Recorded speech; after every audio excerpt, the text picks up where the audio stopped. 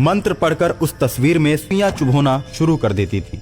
जिस किसी की भी तस्वीर में वो सुइयां चुभो देती थी, वो आदमी दर्द की वजह से चिल्लाने लगता था और अंत में काले जादू के असर उसके ऊपर होने लगते थे।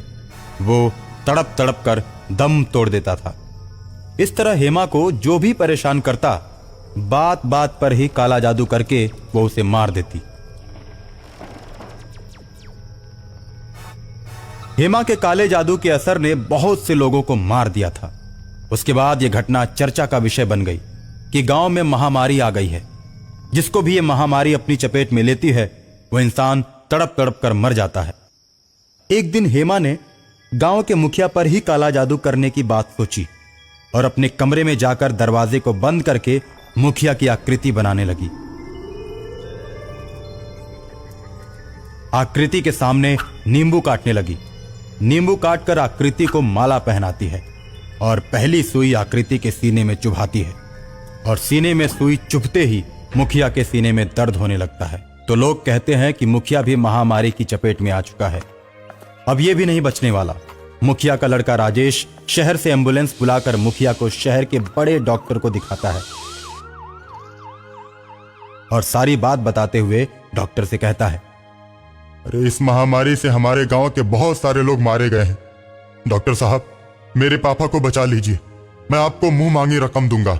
डॉक्टर इलाज करना शुरू कर देते हैं, लेकिन डॉक्टर के इलाज का कोई असर नहीं होता और डॉक्टर परेशान होकर सोचता है, यार ये कौन सी बीमारी है, इतना इलाज करने के बाद भी ठीक नहीं हो पाई। बीमारी के जितने भी लक्षण थे, उन लक्षणों को देखकर ही दवाइयां दी, उसके बावजूद असर नहीं हुआ।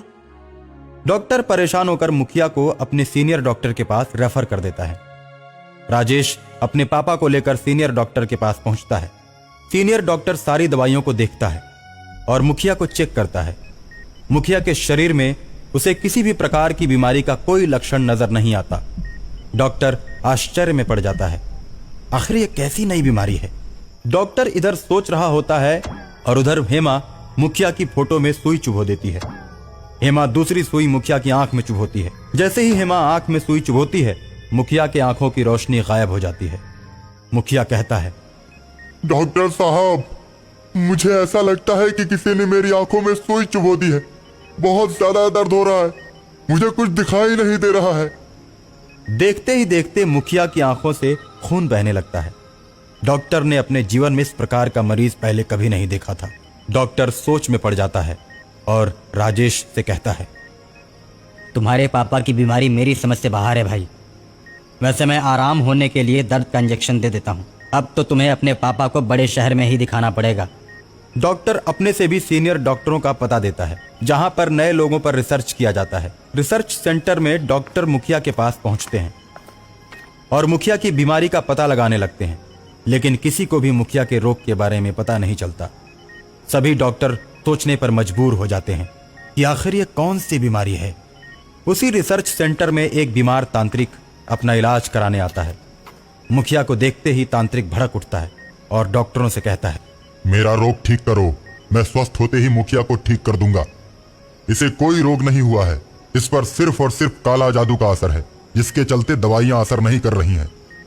काला जादू नाम सुनकर डॉक्टर हैरान हो जाते हैं। सबसे पहले तांत्रिक को दवा देकर ठीक करते हैं। तांत्रिक ठीक हो जाने के बाद बोलता है, मैं जानता हूं कि आप लोग काले जादू को नहीं मानते, इसलिए मैं आप लोगों को जादूगरनी के पास ले चलता हूं, ताकि आप लोगों को विश्वास हो जाए कि काला जादू होता है, जिसे तांत्रिक ही ठीक कर सकता है। तांत्रिक डॉक्टरों को लेकर मुखिया के गांव में पहुंचता है और नींबू पर मंत्र फूंक कर फेंकता है। नींबू गेंद की तरह आगे आगे चलने लगता है और उसके पीछे पीछे मुखिया, डॉक्टर और गांव के कुछ लोग चलते हैं।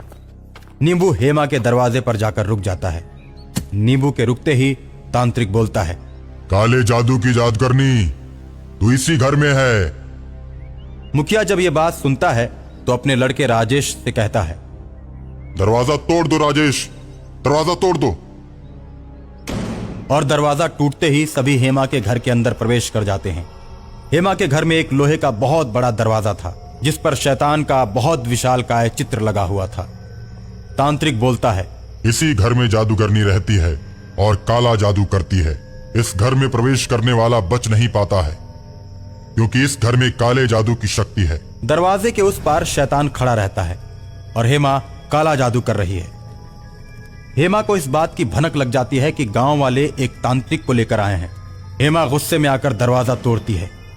देखते ही देखते दरवाजे से धुआं निकलने लगता है और सारे गांव वाले बेहोश होकर गिर जाते हैं। लेकिन तांत्रिक बेहोश नहीं होता।